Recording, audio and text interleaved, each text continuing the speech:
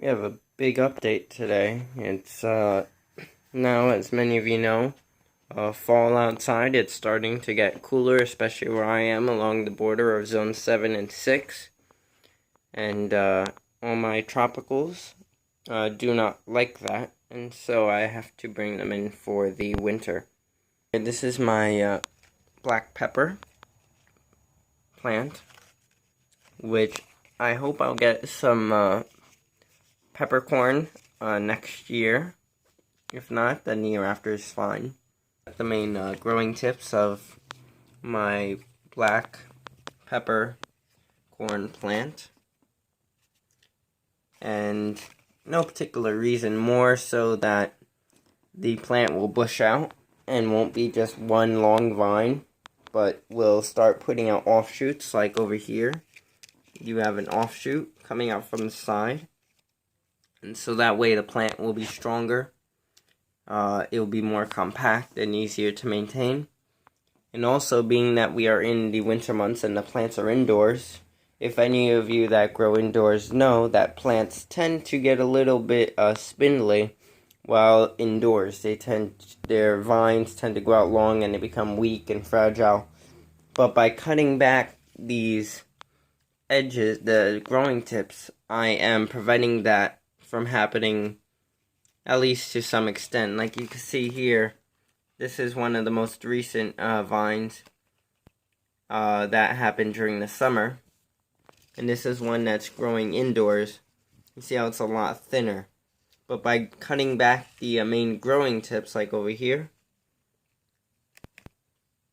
now this will not continue to grow that way, and more offshoots will come out through the sides. And eventually this will dry up and come off, or a new sprout will come out through the center of it. And so that's what's happening with that. Over here, I have my dragon fruit cactus. It's a subtropical cactus. Being cactus, they can handle a little bit of neglect as far as watering if you forget. You don't want to forget too long, because they are also a tropical cactus, so they do need, water. But if you forget from time to time, they will not die right away. So this is a good plant for beginners. I would not expect to get fruit from this if you're growing it indoors. I expect it to be mostly an ornamental plant, because these need to get pretty large in order to produce fruit. But if you are growing it for fruit, I would use good grow lights. Keep the temperature and humidity good as best you can. And, I would suspect it would take at least 3 to 4 years before you'll get fruit, if not longer. My tomato plants that are outside are dying back. And what I've done, I took one of the growing tips and I cut it, leaving about that much of stem, and I put in a cup of water, and I'm just letting it root. I don't know if it will root in the water. I'm pretty sure it needs to be in the soil to root. I'm just having it in there to keep it alive. I need to go and buy some soil to put it into a pot so I could start growing, but it's doing good in the water. It hasn't started really wilting all that much yet. And I picked this one because this plant had the best tomatoes on it. And this is the one my mom likes, the variety from which I'm growing this year. So I'm doing that. This you can also do in your own garden if you want to continue growing tomatoes throughout the winter. You can watch this as I do plant updates throughout the winter to see if I am successful in getting tomatoes this winter or not, or if it's just the plant. And then you can decide if you want to do it yourself for next year, or if you want to experiment with me on this and do the same thing. Over here I have my dwarf ladyfinger banana, and I'll show you over here.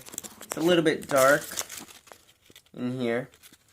Hold on, let me turn on the light, but you can make out the pup over here.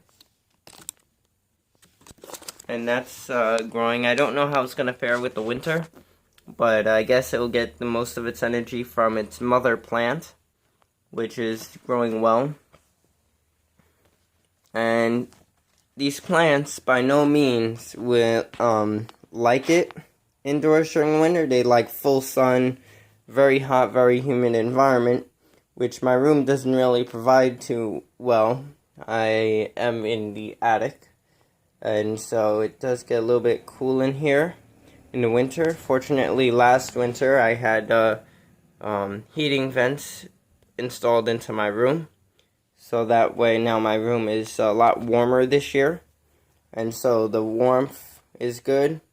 The lighting, is always going to be a bit of a problem, but as long as they just survive, I don't need them to thrive in the winter. I would like if they could, but all I need for them is to survive, so that way next year when I put them outside, they'll be ready to grow again. When you bring them inside for the winter, you want to be, especially with bananas, because they are susceptible to rot. You want to really schedule your watering, or have a method of how you water. Whether it's you stick your finger in the soil, detect the moisture level, which always works. Going by the weight of the pot when it's dry and when it's moist, that's a pretty reliable method as well. Reading the leaves, but by the time the leaves start to dry up, it's, that's not too good of a situation. Your bananas are already under stress as it is being inside.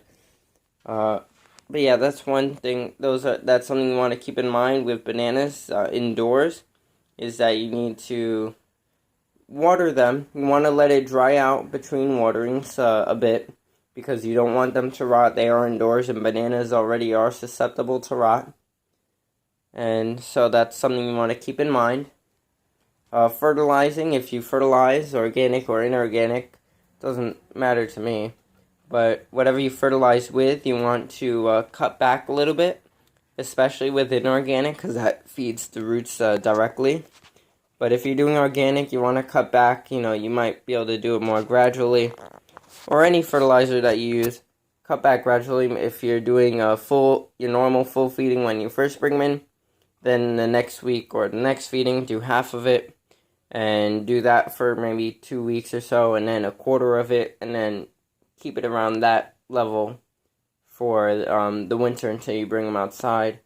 And then once you put them outside, you reverse that. You go back, you do a quarter when it's outside, then a few weeks later you do a half of your normal feeding, and then a full of your normal feeding, and so on. So that's my advice as far as that. This is my other banana, the Super Dwarf Cavendish, which with this one, the leaf tends to be lighter colored, and this one tends to be darker.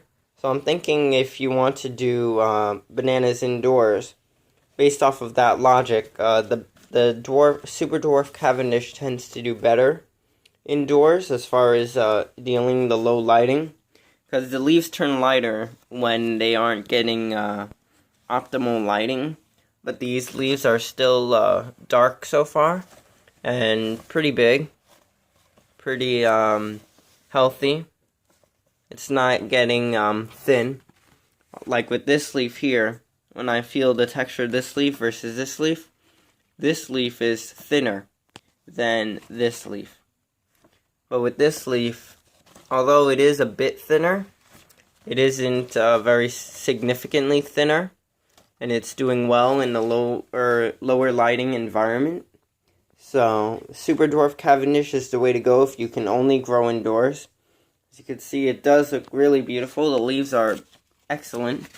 Has a red stem. This one does not have a pup. It did have about 3 pups over the summer, but I gave those away to friends, and they are enjoying that. Over here is a passion fruit plant. This one I don't know how it's going to do over winter. I'm going to repot this as well once I get more soil. And the leaves are getting thinner and lighter, which, as I mentioned, is because it's not getting optimal lighting, but I'm hoping that it will survive.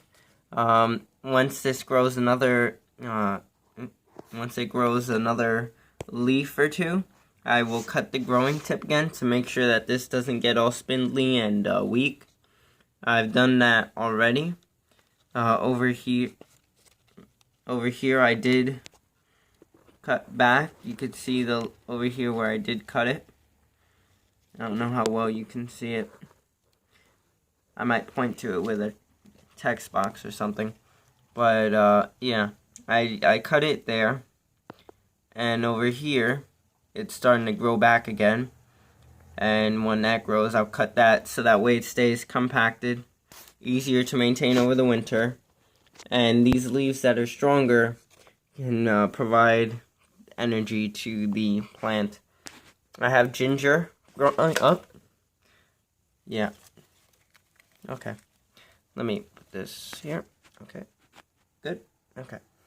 I have ginger here. And the ginger that I grew last year, I harvested. And then I took a piece of it and I replanted it. And it grew. And so, actually, it was the original piece that I first planted